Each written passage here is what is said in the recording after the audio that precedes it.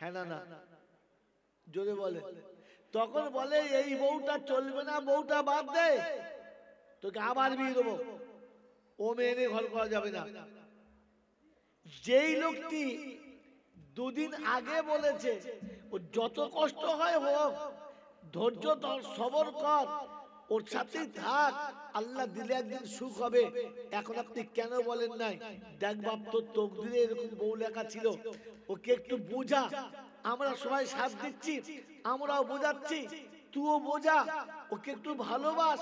আচ্ছা, ওর কথাটাই শোন, খানিকক্ষণ ওর কথা মেনে নে, একদিন এই বউটা খুব ভালো হবে, একদিন এই বউ তোর কপালে সুখ হবে, এই বউটার সঙ্গে থাকলে তোর কপালে শান্তি আসবে। এটা কোনোদিন বলেছি?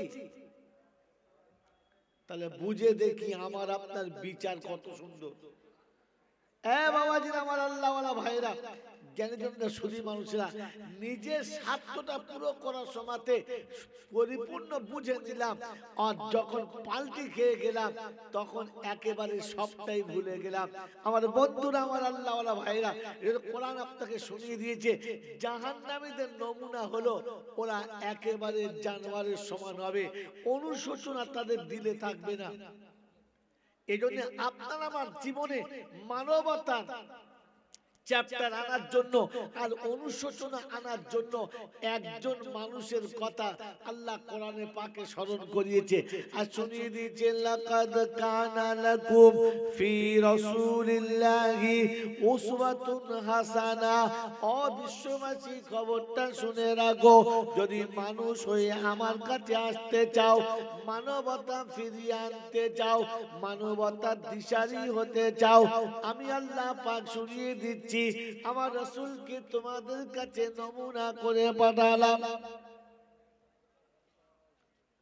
তুমি চলবে তো আমার নবীর মতো, বলবে তো আমার নবীর মতো, তোমার খাওয়াটা হবে তো আমার নবীর মতো, তোমার শোয়াটা হবে তো আমার নবীর মতো। বললে হুজুর কি পাবো বলো? কোরআন শুনিয়ে দিয়েছে আপনাকে। আপনার মনের কোনে প্রশ্ন ছিল, সংসার কে চালাবে, সংসার কি করে চলবে, দোকান কি করে চলবে, চাকরি কি করে হবে, অফিস কি করে হবে, আদালত কি করে হবে, দুনিয়া কি করে চলবে? তো কোরআন শুনিয়ে দিয়েছে, শুনে রাখো ও বিশ্ববাসী, সব কিছু চালাবার জিম্মেদারি আমার কাছে। রিজালুল্লাহ তুলহি তিজারাতুন ওয়ালা বাইউন আন যিকরিল্লাহ ওয়া ইকামিস সালাহ ওয়া ইতাইজ যাকাহ ওয়া ইয়াখাফুনা ইয়াওমান তাতাকাল্লাবু ফীহিল কুলুবু ওয়াল আবসার লিয়াজজিয়াহুমুল্লাহু আহসানা মা আমিলু ওয়া ইয়াজিদাহুম মিন ফাদলিহি আল্লাহু ইয়ারযুকু মান ইয়াশাউ বিগাইরি হিসাব। 18 পারায় সূরা নূরের 37 নম্বর আয়াতে ডান দিকের পৃষ্ঠার নিচে থেকে 5টা লাইনের উপরে আল্লাহ পাক শুনিয়ে দিয়েছেন, রিজালুল্লাহ তুলহিহিম তিজারাতুন ওয়ালা বাইউন আন যিকরিল্লাহ। দুনিয়ার ওই সমস্ত মানুষ আমি আল্লাহ যখন তাদেরকে দেখেছি, ব্যবসা আটকাতে পারে নাই, বাণিজ্য আটকাতে পারে নাই, চাষ চাকরি আটকাতে পারে নাই, মিল ফ্যাক্টরি আটকাতে পারে নাই, কারখানা আটকাতে পারে নাই, দুনিয়ার কোন অফিস আদালত আটকাতে পারে নাই। যখনই ডেকেছি আল্লাহু আকবার, সঙ্গে সঙ্গে চলে এসেছে, মোটে দেরি করে না। আল্লাহ পাক শুনিয়ে দিয়েছে, আমি তাদের বেহিসাব রুজির ব্যবস্থা করেছি, কোনদিন রুজির কষ্ট পাবে না।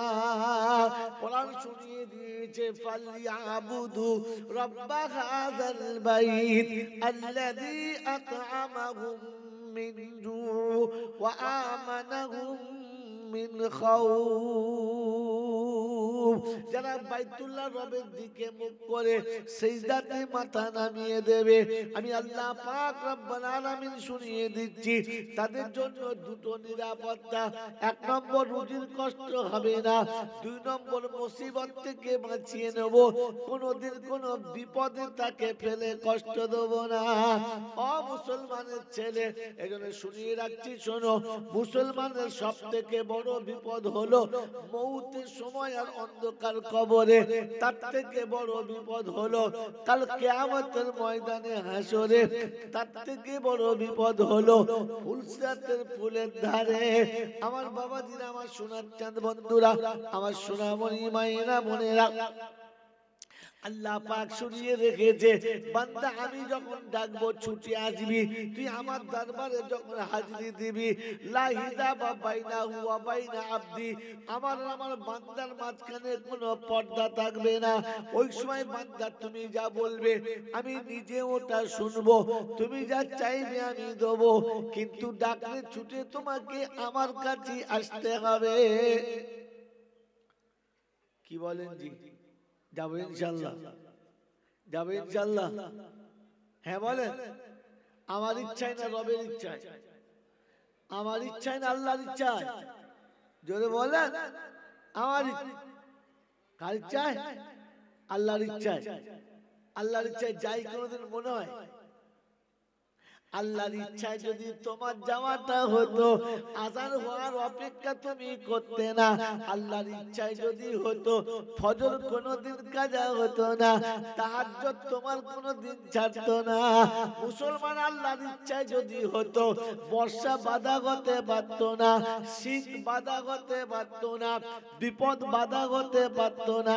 তোমার মনে হতো আমার রব আমার সামনে আছে, আমি সবাইকে ঠকিয়েছি, তাকে ঠকাতে পারবো না। এজন্য শুনিয়ে দিয়েছে আল্লাহ পাক রব্বুল আলামিন, কিয়ামতের ময়দানে জাহান্নামীকে যখন জাহান্নামে নিয়ে যাবে, তো দারওয়ান জিজ্ঞাসা করবে, আলাম ইয়াতিকুম রুসুলুম মিনকুম ইয়াতলুনা আলাইকুম আয়াতি রাব্বিকুম ওয়া ইউনদিরুনাকুম লিকা ইয়াউমিকুম হাযা। বলো, তোমাকে আজকে দিনের এই ঠিকানায় আসার জন্য এই কাজগুলোকে করতে নিষেধ কেউ কি কোনোদিন করে না? কোনোদিন তাদের কাছে কি শোনো না?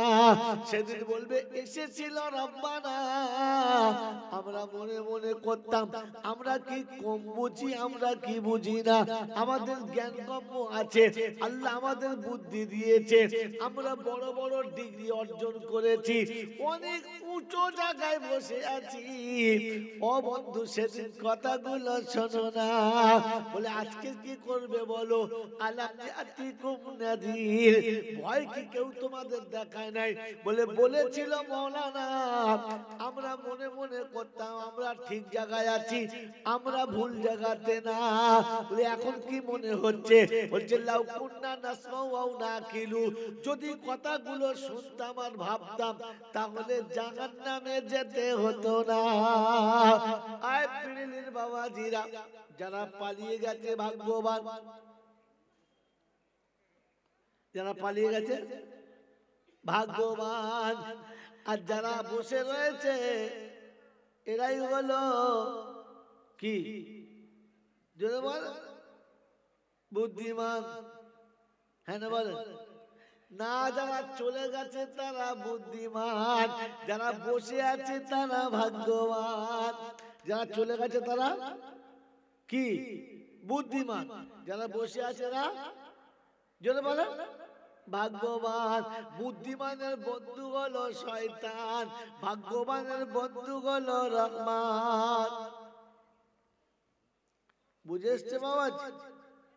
আমার আল্লাহওয়ালা ভাইরা, জ্ঞানী জনেরা, শুধু মানুষেরা, এজন্য আপনাদের শোনাচ্ছিলাম, আল্লাহ মানুষ হয়ে ফিরে যেতে বলেছে, আর বলেছে আমি কোনোদিন মানুষকে জাহান্নামে দেব না।